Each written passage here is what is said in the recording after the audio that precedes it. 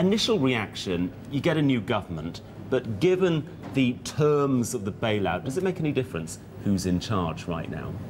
I think it will. What is important, I think, is there's a majority government. This is a necessary condition to implement the very difficult structural reform and the challenging fiscal consolidation that they need to achieve by 2013. Remember, they need to reach a 3% deficit by then.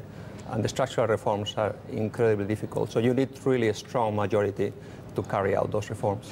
Antonio Garcia, and it seems actually also that the new leader is not only willing to put everything that he has behind, he also wants to go further in the austerity plans. Is this not dangerous?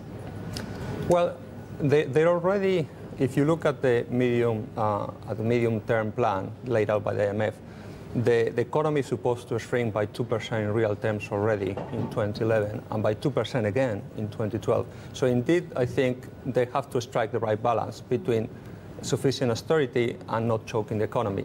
And I think the fact that the package actually is proposing less of a fiscal consolidation than the previous government was proposing goes in precisely into that direction.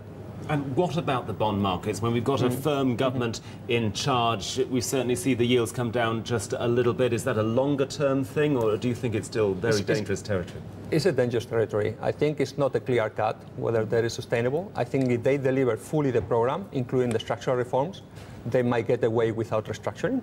Okay, so but it's by no means easy. And remember, there's going to be difficult year this and next year with the economy shrinking.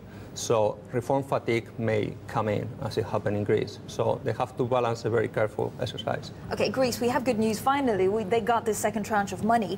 But Antonio Garcia, it seems that actually more and more economists are saying, look, at some point, just to get their balance in order, they need to exit the euro and devalue or try and do something, because otherwise they'll just keep on ticking along nicely, or even not so nicely, but just ticking along. And throwing good money after bad.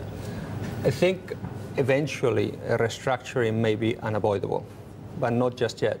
I think the contagion risk, in particular to Portugal and Ireland, is elevated to actually talk about restructuring. And hence it makes, in our view, perfect sense to continue supporting Greece. Of course, if Greece continues with the fiscal consolidation and push forward with the privatization agenda, these are two critical conditions, and passing those through Parliament is critical to continue with the EU support. Now, of course, George Papandreou facing political instability now. That's possibly the worst thing that could possibly happen as far as you're concerned? It is indeed a problem. I mean, after a year and a half into the program, reform fatigue was supposed to come. In fact, it is coming. Now, they still have majority in Parliament, so they should be able to pass these reforms. And these reforms, again, will be critical. They need to put the country closer to a primary surplus. Okay? Hence, this is one of the reasons also why you might not want to have a restructuring now.